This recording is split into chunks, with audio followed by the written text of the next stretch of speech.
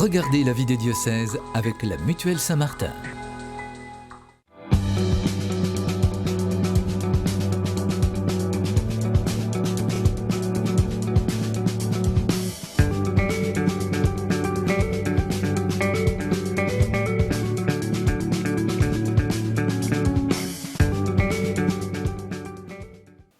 Bonjour à toutes et à tous et bienvenue dans la vie des diocèses sur KTO. Comme chaque semaine, nous partons à la découverte d'un territoire, d'un diocèse et de son évêque. Et aujourd'hui, c'est dans le Grand Est que nous allons avec le diocèse de Verdun qui correspond au département de la Meuse, du nom du fleuve qui le traverse du sud au nord. Dans cette édition, je vous propose de découvrir les 5 vierges couronnées présentes du nord au sud du diocèse. Et nous irons à Benoît-de-Vaux, où un millier de personnes assistaient à la rentrée pastorale pour recevoir les grandes orientations données dans les chemins pastoraux, fruit d'une démarche initiée depuis 2019. Pour commencer, quelques points de repère sur la Meuse. Ce département rural du Grand Est est confronté à un défi démographique qui en fait un des diocèses les moins peuplés de France. La forêt recouvre un tiers du territoire et plus de la moitié du département est composée de surfaces agricoles en majorité dédiées aux grandes cultures de céréales. Une région marquée bien sûr par l'histoire et tout particulièrement la Première Guerre mondiale. Pour parler du diocèse de Verdun, je reçois aujourd'hui sur le plateau de KTO son évêque, Monseigneur Jean-Paul Guching. Bonjour Monseigneur. Bonjour à vous. Alors je viens de donner quelques caractéristiques du territoire. Comment est-ce que vous pourriez nous parler du diocèse en quelques mots ? Donc, comme vous l'avez dit, c'est le département de la Meuse. C'est un diocèse c'est un petit diocèse, mais c'est un grand diocèse au niveau kilomètre, puisqu'il fait plus de 200 kilomètres nord-sud et 90 est-ouest. Ça, c'est important au quotidien. Et l'évêque qui veut être proche de tout le monde, je dis souvent que l'évêque est l'évêque de tous. Oui. Et donc, la proximité fait partie de la manière dont je vis. Je ne parle en mon nom, là.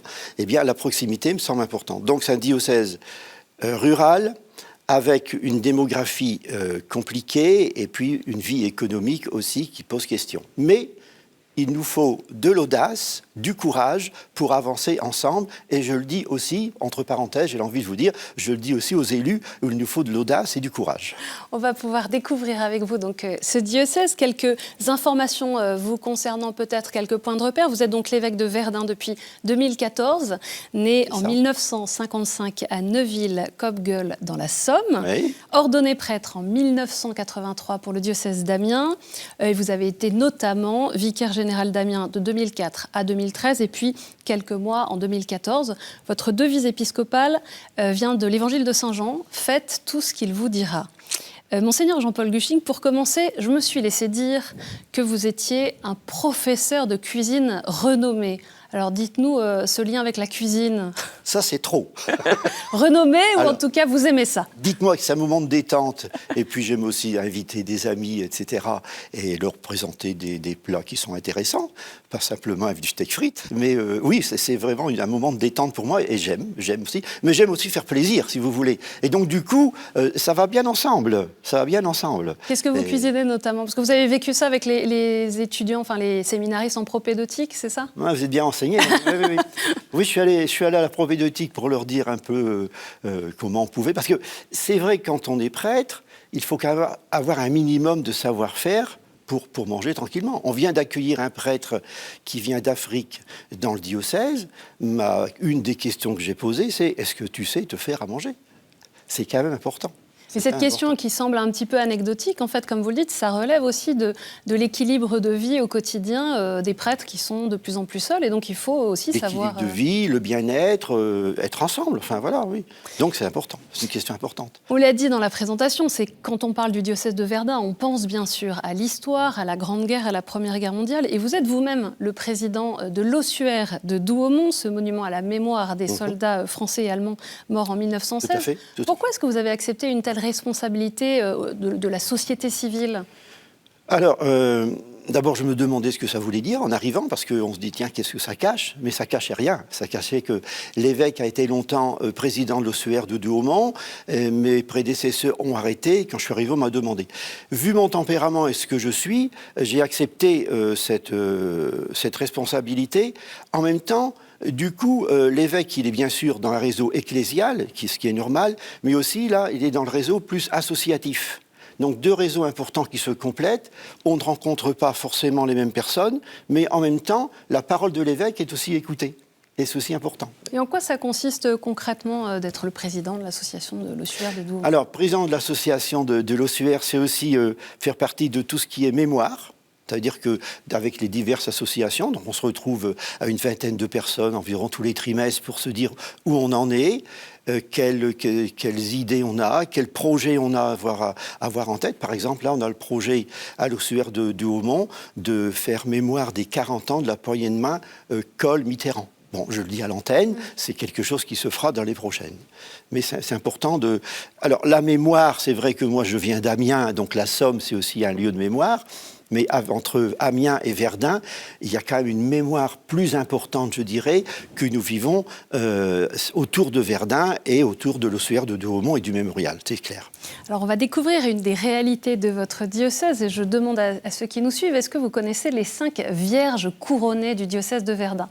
Il s'agit de représentations de la Vierge Marie, une statue ou un tableau, qui sont l'objet d'un pèlerinage ancien et qui sont couronnées pour marquer l'importance que l'Église tout entière accorde à ce pèlerinage. Présente du nord au sud du diocèse, elle dessine un itinéraire de 120 km que l'on peut faire à pied, en vélo ou en voiture. Les explications du père Benoît Bizet.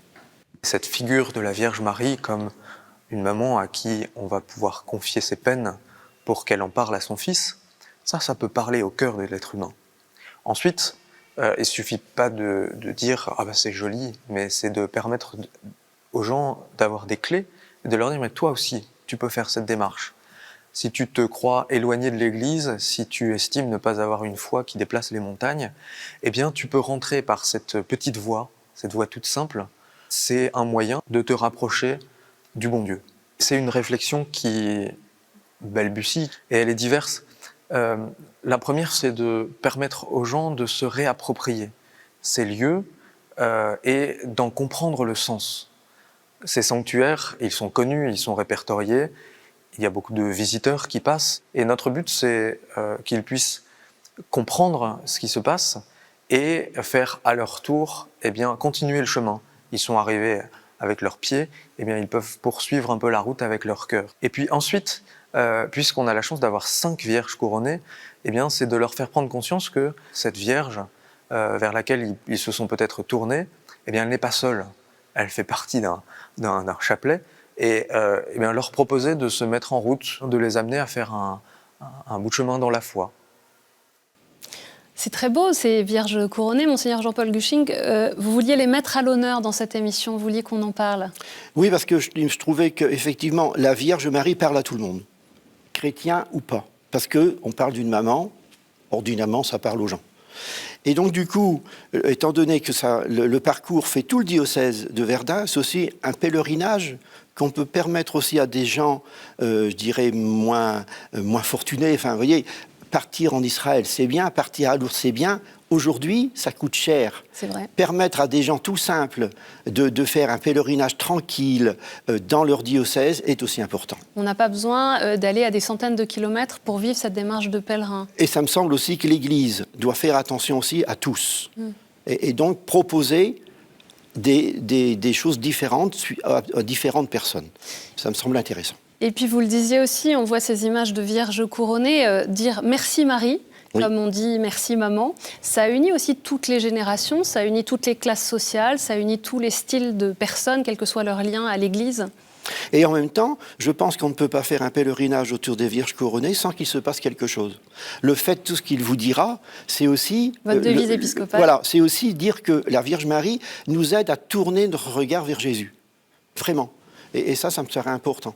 On vient en pèlerinage, mais on en ressort autrement. Quelque chose s'est vécu, quelque chose se vit, et peut-être qu'on n'a pas toujours les mots pour le dire, n'empêche qu'intérieurement, on a vécu quelque chose. C'est quelque chose que vous avez remis au goût du jour, ou cette démarche, elle existait déjà quand vous êtes arrivé dans le diocèse de Verdun? Alors, les Vierges couronnées existaient, oui. C'est sûr. La démarche, non, on l'a remis au jour cette année. pour se dire comment on peut avancer, mais justement en faisant attention à tout le monde et en disant ce que je disais tout à l'heure, c'est que le visage de Marie parle à tous. Et vous êtes témoin vous-même de réactions, de fruits de cette mise en valeur de Marie dans le diocèse? Pas encore, parce que je suis pas... le pèlerinage, si vous voulez, n'est pas encore bien installé. Vous êtes en train de le développer. Mais je pense qu'en 2024, on va proposer un chemin avec, alors comme vous avez dit tout à l'heure, à pied, en voiture, à c'est vélo, le projet, oui, c'est ce que vous expliquez. Peut-être. Dans un diocèse aussi rural comme le vôtre, un des défis, c'est que les églises soient ouvertes, mais qu'elles soient ouvertes aussi pour autre chose que pour les célébrations, que pour le culte. Quel est votre projet, quel est votre désir sur ce point-là? Tout à fait. Donc c'est quelque chose qui se met en place. Les municipalités dépensent beaucoup d'argent pour que nos églises soient bien entretenues. De la part de l'évêque, je me dis, c'est important que ces églises, entretenues par des municipalités, soient ouvertes. Ouvertes autrement que pour des célébrations, puisque mariage ou deuil, il y en a quelques-uns, mais vous voyez, c'est pas... Et en même temps, c'est pas l'église bâtiment qui appelle l'Eucharistie du dimanche. C'est pas facile ce que je dis là, hein, mais c'est bien la communauté chrétienne. Donc c'est pas parce qu'on a 24 églises sur une paroisse qu'il faut avoir une messe dans ces 24 églises. Mais par contre, que nos églises soient ouvertes pour des lieux de rencontre, des lieux de fraternité, en lien affectataire et mère, ça me paraît important. Donc effectivement, je suis en train de préparer une convention là-dessus. C'était ma question, c'était quels sont les critères justement d'ouverture de ces églises? Parce que ça peut poser aussi des questions. Parfois, certains chrétiens s'émeuvent de voir que des propositions culturelles, pas forcément de très bon goût, peuvent avoir lieu dans des édifices religieux. Alors, c'est pas très bon goût, il faudra faire attention pour que ce soit vraiment en cohérence, puisque les églises demeureront des lieux sacrés. Donc on n'y fait pas n'importe quoi, mais entre ne pas y faire n'importe quoi et que l'église reste fermée toute l'année, il y a une mesure à prendre là-dessus. Voilà. Au mois de septembre, comme chaque année, les catholiques de tout le diocèse de Verdun se sont rassemblés à Benoît-de-Vaux pour la rentrée, et l'occasion pour vous, Monseigneur Gusching, de leur remettre des orientations pastorales qui font suite au processus synodal entamé en 2019 dans le diocèse. Notre reporter Ophélie Marien a assisté à cette journée. C'est au sanctuaire de Benoît-de-Vaux que les fidèles du diocèse de Verdun se rassemblent pour leur fête de rentrée.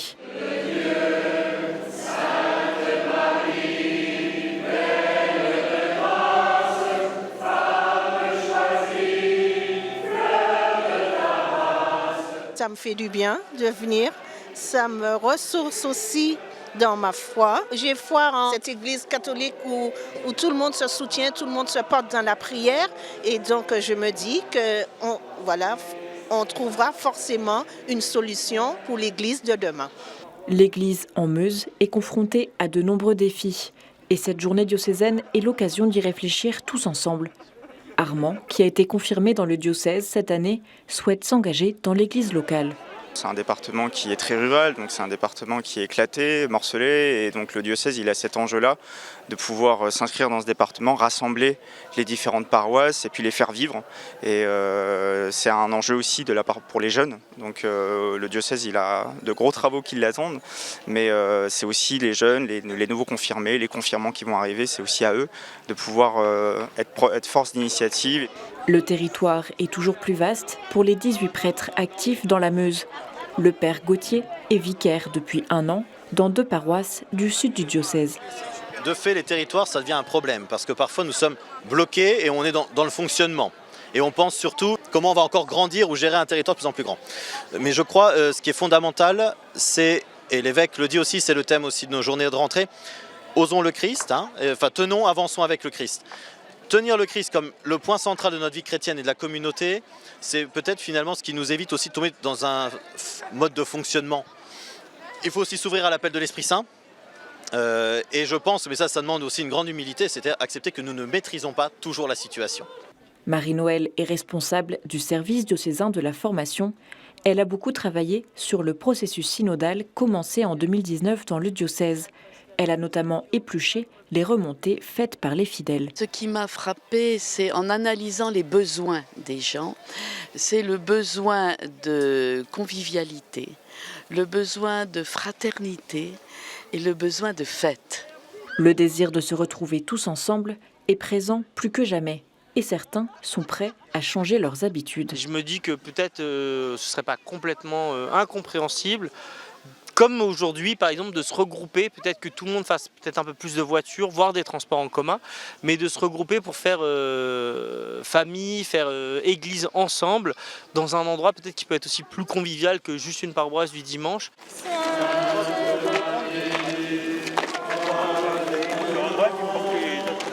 La journée se termine avec une procession mariale dans le hameau. Les fidèles ont pu confier l'année qui commence à la Vierge Marie pour continuer à oser avancer avec le Christ dans tout le diocèse. Il y a eu beaucoup de choses qui ont été dites dans ce reportage. C'était la journée de rentrée, mais pour un diocèse comme le vôtre, se retrouver à 1 millier de croyants, c'est aussi un temps fort pour lancer l'année. C'est le temps fort. C'est vraiment le temps fort, en sachant que la diocèse, en fait, commence le mercredi jusqu'au dimanche, et le dimanche, c'est vraiment la journée clé où est remis les orientations ou les points forts pour l'année qui vient. Il y a bien sûr, on peut parler des chemins pastoraux, mais on peut parler aussi de la pastorale des familles par rapport à ce que nous voulons vivre avec les divorcés et les divorcés remariés, par rapport à l'accueil de l'Église, à l'accompagnement de l'Église, et quand on demande un temps de célébration, un temps de prière, j'aime autant ça, un temps de prière, comment on vit ça avec les gens. Je vous propose de reprendre chacun des points clés de votre lettre pastorale. Donc, chemin pastoraux avec le Christ, ose, avançons, il y a 4 grands thèmes. Peut-être qu'on peut les reprendre déjà pour que ceux qui nous suivent puissent comprendre ce que vous mettez derrière. La proximité, la transmission, l'enracinement, la formation. Est-ce que vous pourriez nous dire pour chacun de ces points un peu pourquoi est-ce que vous avez choisi cette notion-là? La proximité d'abord. D'abord parce que je crois que la proximité, c'est la fraternité. C'est pouvoir se rencontrer, prendre le temps de. Je suis là à la foire de Verdun, je le dis, c'est vraiment une parenthèse que je fais. J'ai serré 100 mains et discuter avec des gens et avoir des questions à la foire, qui n'a rien à voir avec eux. Mais c'est l'occasion de rencontrer des gens, la proximité. Alors, c'est vrai que, et je crois que Gauthier Luquin, l'abbé Luquin le disait tout à l'heure, la proximité est un enjeu important et difficile. On ne peut pas demander à un prêtre aujourd'hui d'être proche de tous. Mais comment l'Église, c'est-à-dire tous ensemble, on vit cette proximité. La transmission? Alors, la transmission, il n'y a pas de courroie de transmission. Donc, elle se fait à travers nos propositions, la transmission, mais aussi à travers la connaissance des personnes. Il nous faut connaître les personnes et connaître leur histoire. Vous savez, quand on arrive évêque d'un diocèse, ce qui est important, c'est de connaître l'histoire. Pas l'histoire simplement de la guerre 14, mais l'histoire des gens, l'histoire des paroisses, l'histoire des prêtres. Parce que c'est là qu'on adapte aussi le message qu'on a à dire pour vivre cette transmission. Comment vivre une transmission, sinon avec une Église qui vit la confiance, qui est heureuse, avec le Christ. La joie de l'Évangile, comme dit le pape François. Transmettre la joie de l'Évangile, c'est là que la transmission se fait. Mais pas simplement en se disant « hier c'était mieux qu'aujourd'hui ». Là, la transmission ne se fait pas. Elle bloque. En étant enraciné et en mettant l'accent aussi sur la formation, les 2 autres thèmes. Alors, enraciné dans la parole de Dieu et enraciné dans la vie des personnes. Que les 2 se rencontrent. Et à ce moment-là, il y a une connexion qui se fait par rapport à l'évangélisation aujourd'hui. Alors l'évangélisation, c'est un mot important et en même temps où on le met facilement un mot valise parfois. Voilà, on l'utilise facilement. Qu'est-ce qu'on met dedans? Mais alors qu'est-ce que vous mettez dedans? Comment on va aider les gens aujourd'hui à ouvrir leur vie à la rencontre du Christ? Moi, c'est ça qui m'intéresse. Comment le Christ va pouvoir s'introduire dans ma vie? Comment je vais accueillir le Christ dans ma vie? Donc c'est tout un enjeu. Mais un enjeu à travers la rencontre, à travers la joie qu'on peut porter, à travers l'écoute. L'écoute, je redis, l'écoute, écouter l'autre dans ce qu'il est. Parce que parfois, effectivement, on se dit pourquoi cette personne-là nous a répondu. On n'a pas compris la réponse. Non, ce n'est pas la vie de la personne. Une fois qu'on a discuté un peu plus avec, on comprend la réponse. Vous êtes dans le diocèse de Verdun, comme dans de nombreux diocèses en France, face au défi du nombre de prêtres en diminution, bien sûr. Vous misez à la fois sur la mutualisation des forces, par doyenné notamment, et puis aussi, vous m'avez dit que vous vouliez travailler sur le ministère des prêtres, la façon dont vous pouvez rencontrer les prêtres et les accompagner. Alors, ma situation, c'est de dire, moi, je veux être proche de chacun, et être proche des prêtres. Et en même temps, je ne peux pas m'immiscer dans leur vie. Je veux dire, les prêtres savent que je suis là, alors peut-être que parfois je dois faire un pas de plus, mais qu'on me le dise. Moi, je suis prêt à écouter en disant, on voudrait bien, peut-être qu'il faudrait mettre en place une rencontre de le prêtre et évêque une fois ou deux, tous les 2 ans, je ne sais pas, pour se dire comment on va. Mais il faut que ce soit bien vécu, il faut que ce soit bien compris. Moi, je suis à la disposition de chacun pour qu'il soit heureux dans sa mission. Aussi bien pour les laïcs en mission ecclésiale, d'ailleurs. Avec les laïcs, je dis, quand on n'est plus bien dans sa mission, il faut la quitter et refaire autrement. Un prêtre, on peut bouger des choses dans la mission, parce que rien n'est simple. Mais c'est dans le dialogue, dans la fraternité et dans la confiance, et une parole vraie, que se disent les choses. Non pas. Quand je rencontre les prêtres de moins de 50 ans, je leur dis, vous n'êtes pas là pour faire plaisir à l'évêque. Dites ce que vous portez, la parole que vous portez, et les choses se vivent et se font. Je reviens sur une priorité que vous avez mentionnée tout à l'heure, Monseigneur Jean-Paul Guching. Vous m'avez dit que vous aviez plusieurs réflexions en cours, particulièrement autour des familles, mais dans toute leur réalité. Donc également les personnes divorcées, engagées dans une nouvelle union, les célibataires. Comment est-ce que s'incarne cette réflexion? Alors, comment elle s'incarne? Alors, c'est une question difficile que vous me posez, parce qu'elle s'incarne à travers de petites rencontres. Vous savez, pour que les gens se confient, il faut du temps. Il faut du temps. Et en même temps, personnellement, je ne veux pas m'immiscer dans la vie des personnes. Ils me disent ce qu'ils ont envie de me dire. Mais c'est à partir du moment où les choses se disent qu'on peut avancer. Donc, effectivement, c'est toutes les familles aussi. Hein. C'est-à-dire, on parle des divorcés mariés, mais aussi toutes les familles, les familles nombreuses, les célibataires. Nous avons à prendre en compte toutes les familles. Et j'y tiens.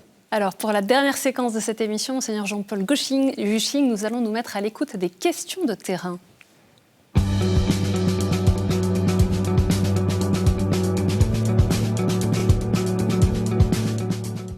On a une première question de Charlène, 29 ans, qui travaille dans une usine près de Verdun. Bonjour Monseigneur, j'ai beaucoup apprécié votre présence parmi nous au JMJ. Je voulais savoir si vous pouviez nous partager quelque chose qui vous avait marqué.